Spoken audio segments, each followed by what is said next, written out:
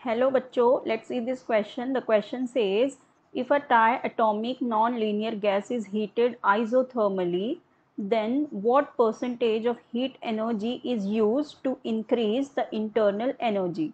Option A 0, B 60%, D 50% and D 100%. So इस question में हमें ये बताना है कि हमारा एक try atomic non linear gas है, ठीक है। Try atomic non linear gas है, तो सपोज X3 है हमारे पास जो कि एक नॉन लीनियर गैस है। अब ये हीट हो रही है, ये हीट हो रही है, it is been heated isothermally, ठीक है, आइसोथर्मली। अब आइसोथर्मली है, इसका मतलब क्या? आइसोथर्मली का मतलब कि हमारा जो टेम्परेचर है वो कैसा है? कांस्टेंट। हमारा जो टेम्परेचर है वो है कांस्टेंट। अब हमें ये बताना है what percentage of heat energy is used to increase the internal energy. So देखो, अभी जो हमारी इंटरनल एनर्जी होती है, इंटरनल एनर्जी इंटरनल एनर्जी ये डायरेक्टली प्रोपोर्शनल होती है किसके? टेम्परेचर के, ठीक है। सो अब सिंस हमारा टेम्परेचर ही कांस्टेंट है, मतलब हमारा टेम्परेचर कांस्टेंट हो गया, तो हमारी इंटरनल एनर्जी भी चेंज नहीं होगी। There will be no change in internal energy, क्योंकि हमारा टेम्परेचर कांस्टेंट है, ये ज़ीरो हो गया। So there will be no change in internal energy.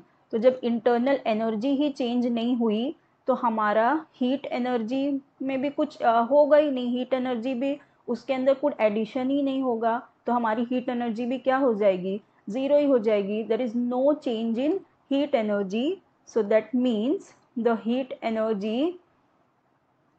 Energy the percentage of heat energy, हम कह सकते हैं the percentage of heat energy will be zero.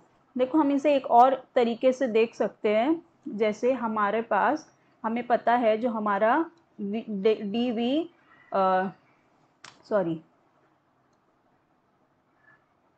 It is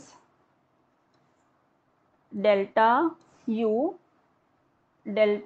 you is equals to N C V delta T, ठीक है। हमारे पास thermodynamic की equation है वेयर डेल्टा यू हमारा क्या होता है?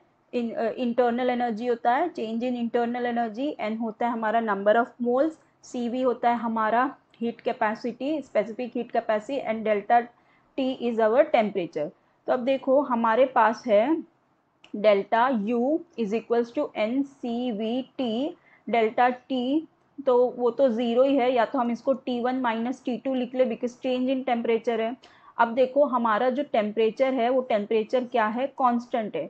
इसका मतलब हमारा जो delta U is equals to N C V, ये क्या हो जाएगा? Into zero. तो अब ये ज़ीरो हो गया, दैट मीन्स हमारे डेल्टा यू की वैल्यू भी ज़ीरो आ गई। तो जब हमारा इंटरनल एनर्जी की वैल्यू ज़ीरो आ गई, so that means there will be no change in heat internal energy, no change in internal energy. उसने कहा है इंक्रीज इन इंटरनल एनर्जी, तो यहाँ पे इंक्रीज होगी ही नहीं, there will be no change. क्यों? क्योंकि हमारा जो सिस्टम है, प्रोसेस है, वो कैसा है? आइसोथर्मल है, और आइसोथर्मल पे हमारा टेम्परेचर कांस्टेंट होता है। सो फिर the percentage of heat energy will be zero, ठीक है। हम इस तरह से भी इसे बता सकते हैं। So our correct option will be option A 0. I hope you understood it well. Best of luck. Thank you.